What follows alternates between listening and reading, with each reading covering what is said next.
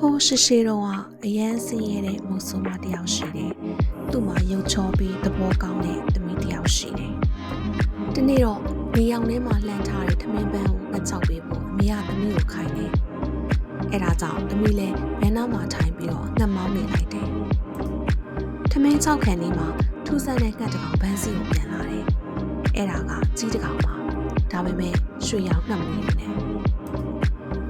ကလေးမကသူ့ကိုခြောက်လက်နေအောင်ကြည်ရရေးလိုက်ပြီးတော့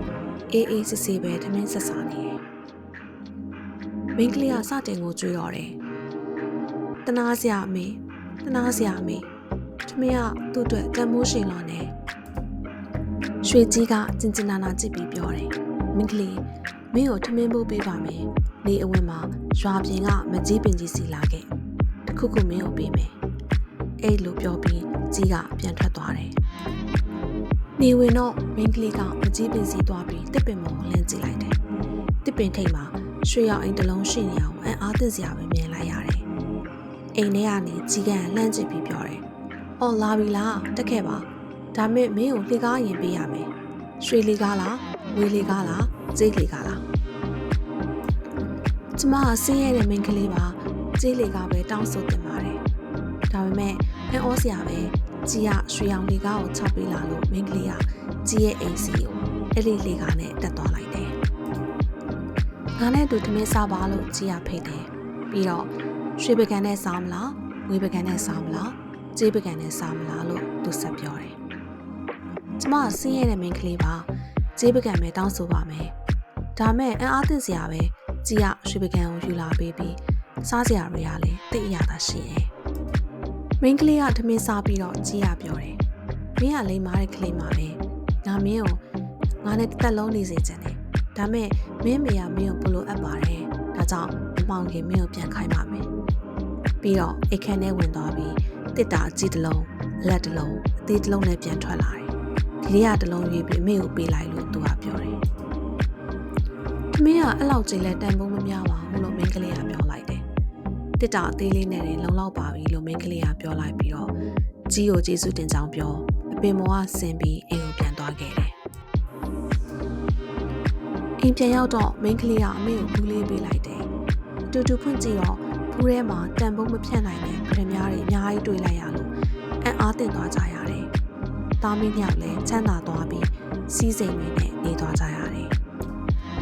ရွာမှာနောက်ထပ်မုတ်ဆိုးမတယောက်ရှိသေးတယ်။သူ့မှာလည်းသမီးတယောက်ရှိတယ်။ဒါမဲ့လောဘကြီးပြီးတော့စိတ်ထားမကောင်းတဲ့မိန်းကလေး။သားမီးညောက်ကဟိုမုတ်ဆိုးမကြီးနဲ့သမီးလို့သူ့ကိုမနာလို့ဖြစ်နေကြတာ။ရွှေကြီးစီရရတဲ့လက်ဆောင်ကြောင်းလဲကြာရောသူတို့လည်းအဲ့လိုလက်ဆောင်ရအောင်လုပ်ဖို့ဆုံးဖြတ်လိုက်ကြတယ်။နေပူတဲ့ထမင်းတွေလှမ်းပြီးလောဘကြီးရဲ့ကောင်မလေးကစောင့်ကြည့်နေအောင်ပေါ့။ဒါမဲ့ပြင်းလွန်းတော့ငှက်တွေကိုစူးစမ်းပြီးမချောက်ရွှေကြီးလဲလာရောထမင်းကနည်းနည်းပဲကြံတော့တယ်။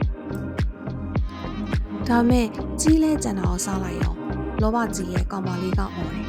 ဟေးကြီးကန်နင်စားလိုက်တာတွေအတွက်ငါနဲ့ငါမေကိုကြီးစိန်ချမ်းသာကိုပေးစမ်း။ကြီးကမျက်မှောင်ကြုံကြည့်လိုက်မိမယ်။ရင်ကြည့်ပဲပြန်ပြေးလိုက်တယ်။မိန်းကလေးထမင်းမို့ပေးပါမယ်။ဒါမဲ့နေအဝင်မှာရွာပြင်ကမကြီးပင်စီလာခဲ့ပါ။ငါမင်းကိုတစ်ခုခုပေးမယ်လို့ပြောပြီးကြီးလည်းပြန်သွားခဲ့တယ်။နေလဲဆောင်ရောမိန်းကလေးကမကြီးပင်စီသွားပြီးကြီးထွက်လာတာတော့မဆောင်ပဲအော်ပြောလိုက်တယ်။ဟေးကြီးကန်မိန်းကလေးမင်းတီတော့ကြီးက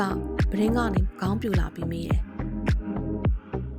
ဘာလီကားနဲ့တက်လာကြလဲ။ရွှေလီကားလားငွေလီကားလားကြေးလီကားလားရွှေလေကားပေါ်လို့ဖြေလိုက်ပေမဲ့ကြီးရကြေးလေကားပဲချပေးလာလို့သူစိတ်ပြတ်သွားတယ်။မင်းကိုညစာကြွေးရမယ်။ဒါမဲ့ဘာပကံနဲ့စားမလဲ။ရွှေပကံလားငွေပကံလားကြေးပကံလားရွှေပကံပေါ်လို့လောဘကြီးရဲ့မင်းကလေးရဖြေတယ်။ဒါပေမဲ့ကြီးကကြေးပကံနဲ့ပဲကြွေးလို့သူစိတ်ပြတ်သွားပြန်တယ်။